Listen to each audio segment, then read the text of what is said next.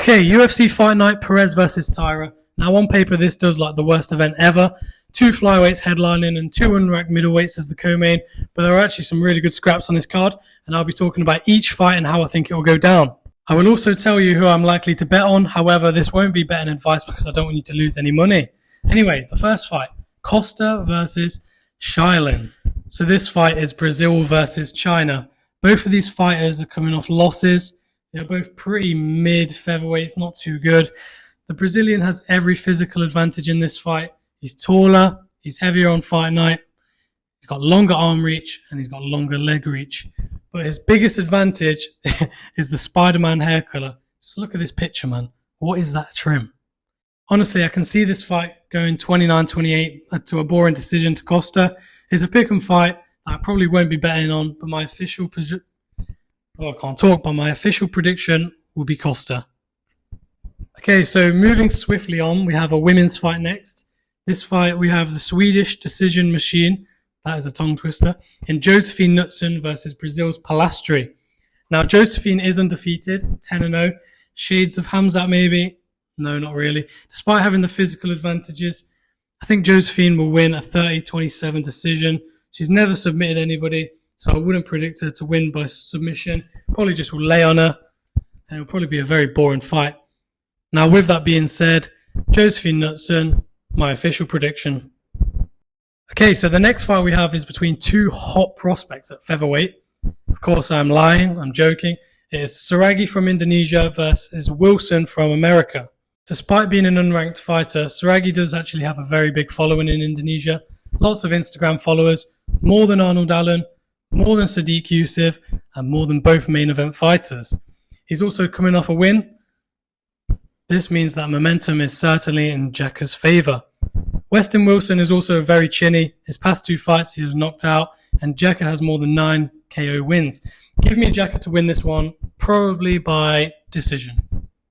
Okay, so the next fight is another women's fight between the debuting Carly Judas versus Gabriela Fernandez.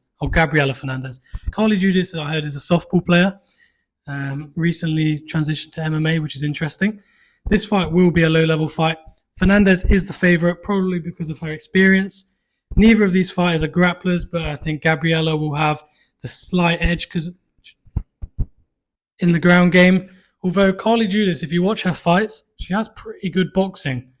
Gabriela needs this win, so give me her probably by decision, although I won't be betting on this fight. Gabriela is my official prediction. Okay, so the next fight is Josh Quinlan versus Adam Fugit, or some people like to call him Fugit. I'll be very, very quick with this one. This is a good fight in the welterweight division. Both fighters coming off losses and need a win here. It's a close fight. I think Adam Fugit will get 1 or 2 takedowns per round and keep Quinlan on his back for a decision. So give me Adam Fugit. He'll keep him down. He'll grind him out for a 30-27. Okay, so next fight we have the first of many men's flyweight bouts on this event. Jimmy Flick versus Nate Maness. In this fight, Nate is a massive favourite and for good reason. Better striking, far better takedown defense, and takes less punches than Jimmy Flick. Also, in this fight, Jimmy Flick is very chinny. He's been knocked out a bunch of times, but Jimmy has better jiu-jitsu, and I can see a world where he actually pulls out a submission win, but it's super unlikely. I'm going to go for the bigger man, Nate Maness, by KO.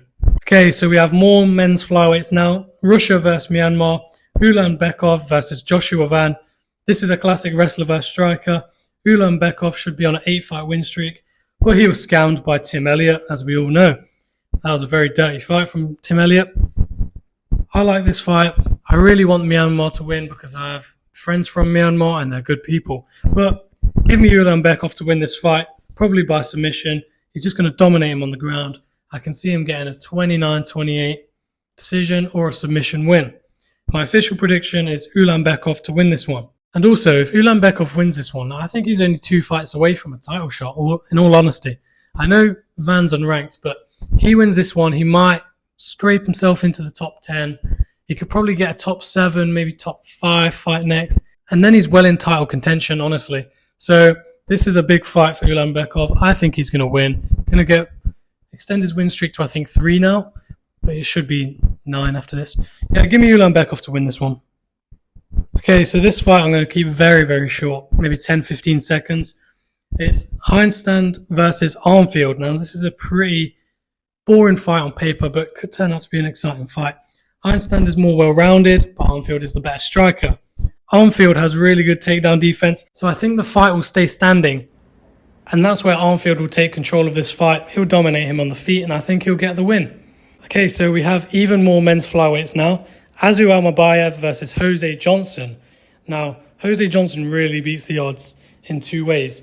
He has the name Jose and the name Johnson in one name. And he's 6 foot at flyweight. Now, that is a huge advantage. Now, every fight starts on the feet, and on the feet, Jose definitely has the edge. He has a 7.5-inch reach advantage, which is just absurd. But Almabayev is a very heavy grappler, and with Jose's 50-50 takedown defense, I have to pick Almabayev and probably by submission. I think he's going to take him down, get him tired, wear him out, land some ground and pound, probably get a submission, but could win by decision. I can see that as well. Give me Almabayev. That's my official prediction for this fight. Okay, so the next fight I'll break down in the penultimate fight of the card, which is Ikram Aliskerov versus Antonio Tricoli. Now, on paper, this fight looks like a crazy mismatch. And Bet365 have Aliskerov as a 1-12 favourite, which means if you bet £1 on Aliskerov, you'll get 8 pence back, which is absolutely insane. There's no fighter that should be that much of an underdog. The Russian Aliskerov is a 15-1 wrecking machine. He has 6 knockouts, 5 submissions. He can do it all. And we all know his only loss is to Khamzat Chimaev. I've seen people talk about, Aliskerov by whatever he wants. He can knock him out, he can submit him. And they're basically writing off Tricoli ultimately. Everyone's thinking Tricoli is terrible, but I think he's better than you think. I've watched his fights. He has good striking, good jiu-jitsu.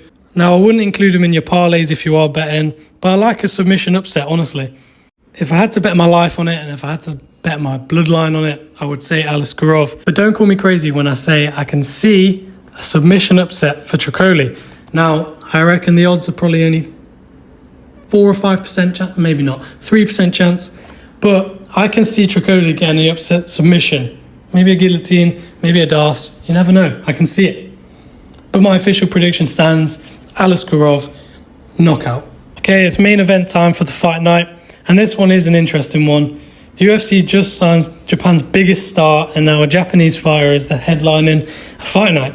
Call me crazy, but it seems like the UFC wanted all the Japanese fans to see the new signing, come over to the UFC page and see a Japanese guy in the main event, and then tune in to have him beat the most beatable top 5 opponent, because Alex Perez is the most beatable top 5 opponent in the flyweight division. If you look at his last, I would say 4 fights, he's lost 3 of them, and he's top 5, which is insane. Or maybe his last 5 fights, I'm not sure. But he's the most beatable, and it looks like this is UFC's plan. Call me crazy. This is a big moment for Perez. It's a massive fight for him. Main event, but he's against the undefeated machine in Taira. He can knock you out, he can submit you. He's taller, longer reach, good takedown defense. Give me Tatsuro Taira in the main event. Maybe by, I'm going to say submission. Even though Perez has good jiu-jitsu, I think Taira will beat him by submission. I'm going to give a round as well. I'm going to say round 2. Okay, so just to recap, here are all my winners lined up on screen. Here's my predictions. Please like and subscribe if you listened. I want to start making predictions and recaps on UFC events because I love the UFC. Please subscribe. Tell me if I'm a casual. Tell me if I'm not a casual. Thank you.